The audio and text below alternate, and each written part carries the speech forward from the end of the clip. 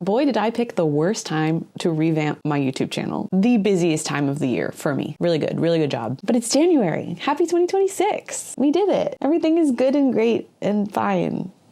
But at least we have movies.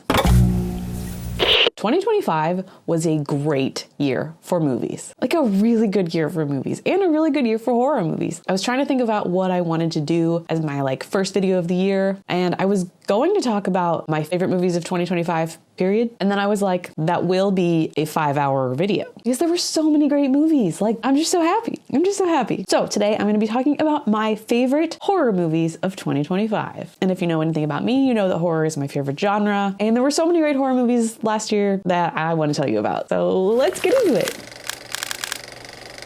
I'm going to start with a couple honorable mentions, and then I'm going to get into my top 10. Good Boy. This is a traditional haunted house film from the perspective of a dog. The director, Ben Leonberg, apparently came up with the idea while watching the 1982 film Poltergeist, noting the horror trope of dogs who can sense the presence of ghosts more than humans. He cast his very own good boy, Indy, and it is genuinely one of the best performances I've ever seen from an animal. Which is kind of a crazy thing to say, but it's true. He conveyed so much emotion and literally carries the film, which is not only a testament to the dog, but also obviously to his owner and trainer who were able to pull this performance. It feels strange calling it a performance, but it is technically. And they pulled this performance out of this dog, and that's so crazy to me. Indy the dog even won the award for best performance in a thriller or horror at the Astra Awards this year, which has been sparking quite a bit of controversy considering this incredible group of actors was beaten by a dog. Say what you will about that, but I personally love to see a little bit of whimsy in my awards. I think sometimes we're taking them a little bit too seriously. We're just dressing up and playing pretend. Yeah, give the dog an award. Hell yeah. And it is important to recognize the training that went into cultivating this performance, as well as the incredibly positive and safe environment that they created for this dog on the set of this movie. Because, when you're watching the movie, you're like, oh my God, this dog is in hell. And then you hear about the behind the scenes and you're like, oh, it was just nothing but love and positivity for this little dog. He was having the best time, even though he looks like he's having the worst time. I don't know. I just think that's really cool. This goes on my honorable mention list because while it was a very cool original concept, I'd say the movie itself is a 3.5 out of 5. It's absolutely worth the watch. I highly recommend it. And I'm really looking forward to seeing what else Leonberg does in the future. But I think it could have gone a little bit further with its concept and its lore. Even though it is technically a feature-length movie, it kind of feels like a short film, if that makes sense. So yeah, super cool concept, very creepy, and definitely recommend checking it out. My next honorable mention is Companion. While AI is unfortunately more prevalent now than ever, artificial intelligence in horror movies is far from a new concept. But Drew Hancock's Companion feels fresh in a world of oversaturated robot movies. Sophie Thatcher and Jack Quaid star in what begins as a romantic drama, slowly shifting into existential horror that explores autonomy, manipulation, and the terror of realizing your reality has been carefully curated for you. I was really surprised by this film. It was a lot of fun. I definitely will see myself revisiting this one in the future. And my third honorable mention is The Long Walk. Based on Stephen King's novel and directed by Francis Lawrence, this dystopian horror story follows a group of teenage boys participating in a deadly walking competition where stopping means execution. Basically, they walk until they physically cannot walk anymore, and then they die.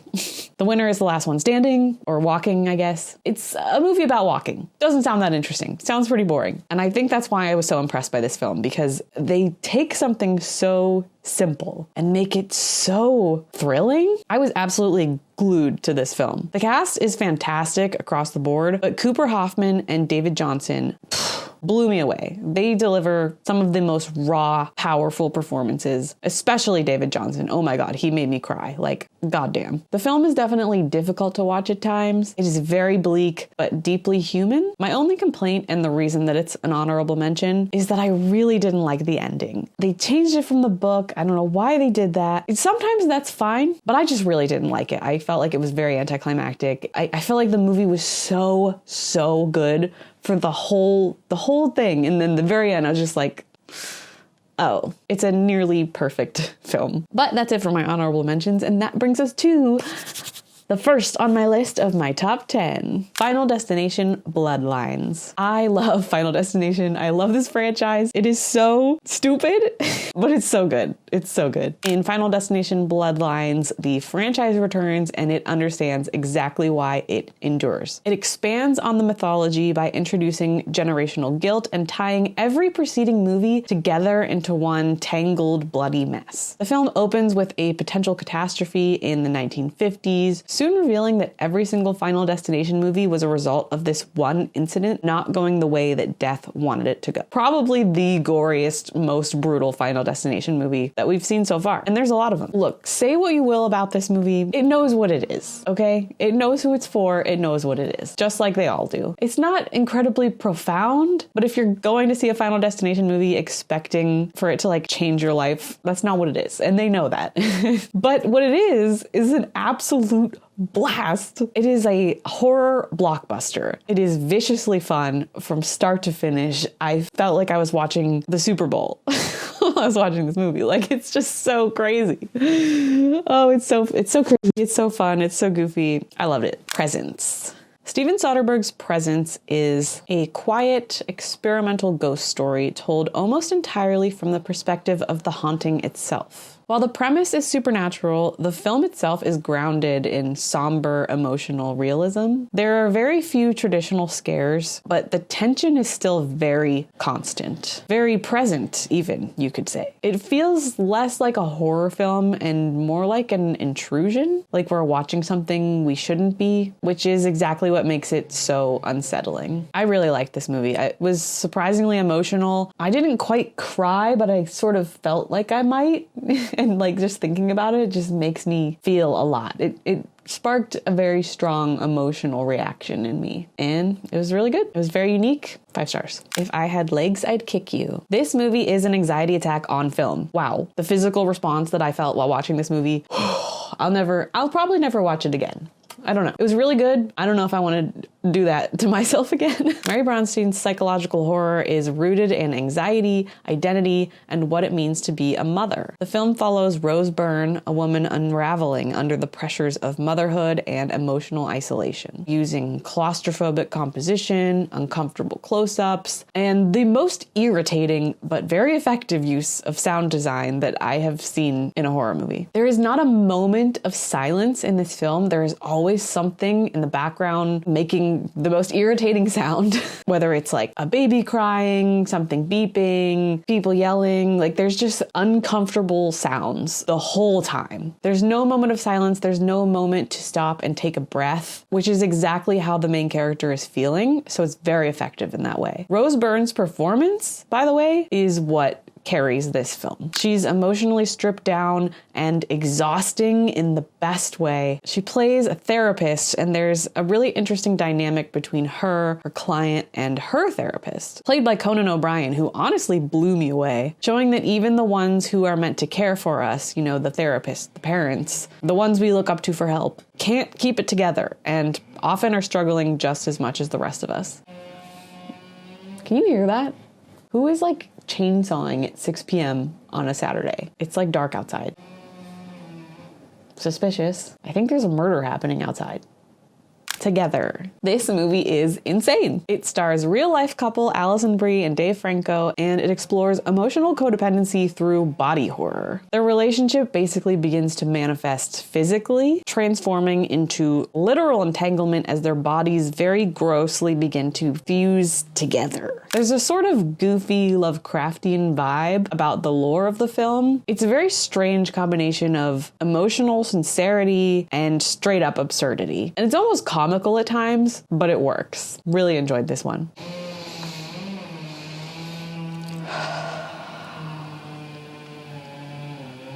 "28 years later. Wow, what a movie. I did not expect it to be so emotionally resonant. My God, the tears that I cried.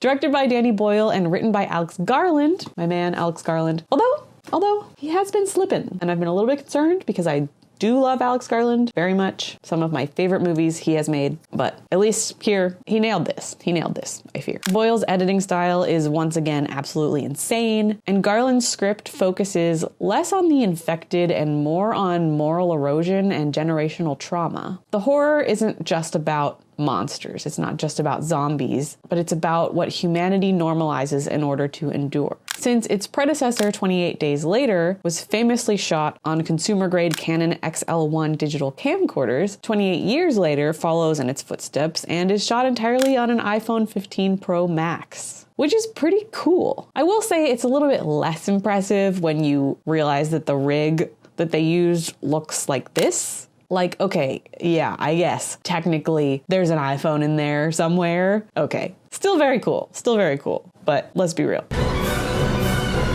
This also has one of the most batshit insane endings to any movie I've ever seen in my life. It's incredibly controversial, which is fair. It's pretty weird. People either love it or hate it. It is such a strange tonal shift, but I don't know. I think I kind of love it. It is like very clearly setting up for the next film. And I'm very excited to see it and like see where this really bizarre ending takes us. I don't love when a film ends with like a, hey, here's what the next movie is going to be about. I don't love that, but I don't know. I think it kind of works. It was just cool. It was a very cool movie. Really unique. I enjoyed it.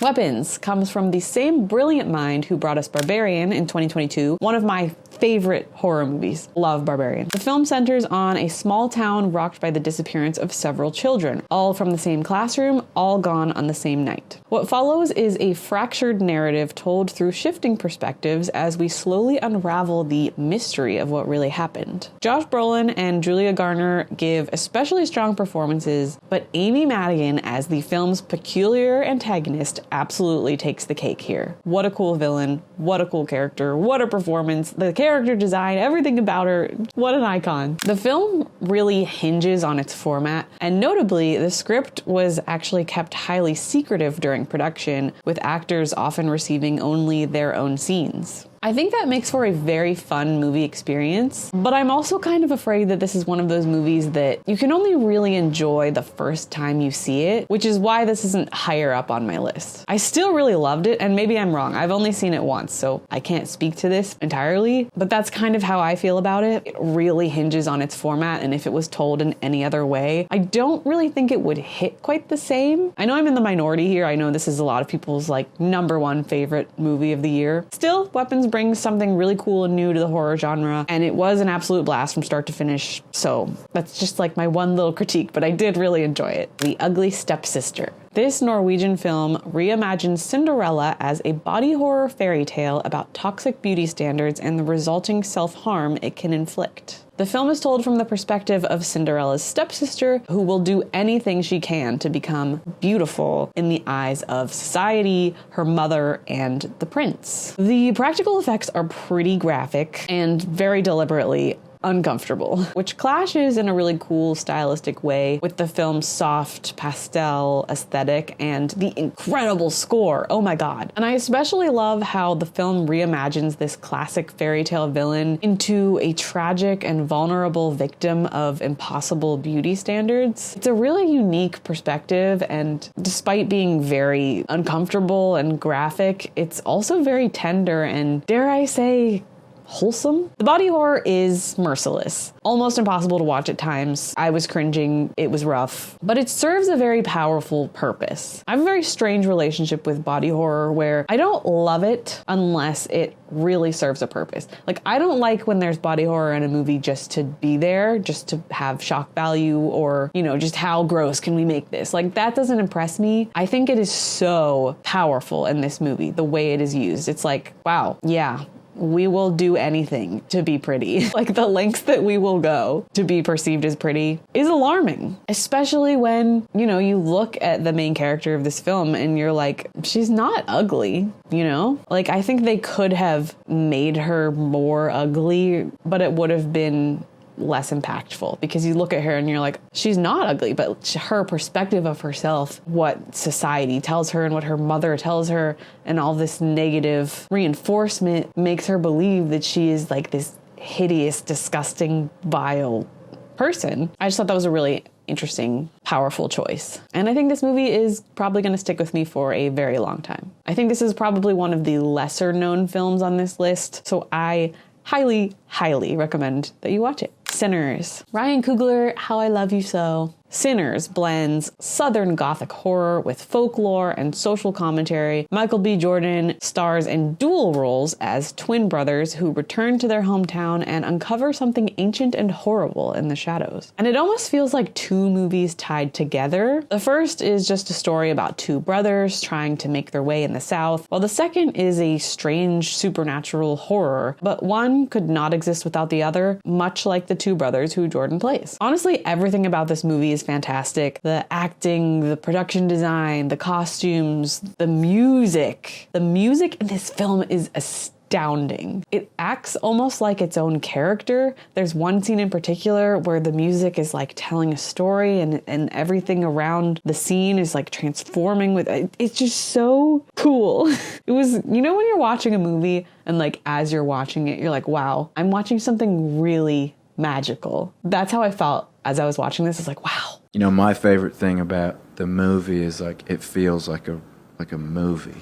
Everything about this movie feels alive. It's confident, deliberate, magical, and a movie that I will find myself watching over and over again for the rest of my life. In terms of horror movies, it's not like scary really. I feel like it's almost a drama with some horror elements. I think if they had leaned a little more into the horror, that would have been pretty cool. But also I really can't complain. Like, it's a 10 out of 10 movie. It's so good. Frankenstein. What a beautiful film. I would expect nothing less from Guillermo del Toro. I think he was born to make this movie. He treats Frankenstein with such care and passion and grace. It's less a monster movie and more a tragic romance of sorts. Oscar Isaac is an incredible Victor Frankenstein, and Jacob Elordi is the perfect creature. Jacob, I didn't know you knew ball. I didn't know you had it in you. What a performance. I hope he takes the Oscar. I really do. He captures this perfect balance of tenderness and rage as this very vulnerable being shaped by cruelty and neglect. And he just one look makes me feel so much. Visually, the film is lush and painterly, filled with Gothic architecture, fantastical production design that is seen in all of Del Toro's works, but it especially shines here. He has described this as one of his most personal projects, and I think you can really feel that. While technically it is a horror movie, a Gothic horror, I would say, fear really takes a backseat to sorrow. And I don't know, it's just, it's this very like quietly devastating, but also sort of hopeful and uplifting story rather than being traditionally scary or horror. I think it's an adaptation that understands that the true horror of Frankenstein lies in this idea of creation without compassion. And I think it was handled so delicately with so much nuance. And I'm picturing the very last frame of this movie in my mind. And I just like, I love it. It's just so beautiful. This movie made me cry. I cry a lot, if you can't tell. Everything makes me cry. But this movie, I didn't expect this movie to make me cry. And when it happened, I was like, what's happening? It's a really beautiful, magical, special piece of film. And I will hold it so close in my heart forever. And that brings us to number 1, Bring Her Back. Oh my God, do I love this movie. Yes, Bring Her Back is my number 1 favorite horror movie of the year. There is no doubt about it. There is no question that this is the best horror movie of 2025 and one of the best horror movies of the past 5 years, probably. I watch a lot of horror movies and I'm sort of desensitized. I don't really get scared. Things don't really bother me. Like The Ugly Stepsister and Together are both pretty visceral body horror movies. And sure, there were moments where I was like, yeah. But I can handle it, it's not it's fine. This movie, girl, I've never felt the way that I felt watching this movie in my life. For a movie to make me feel so horrible is very impressive to me.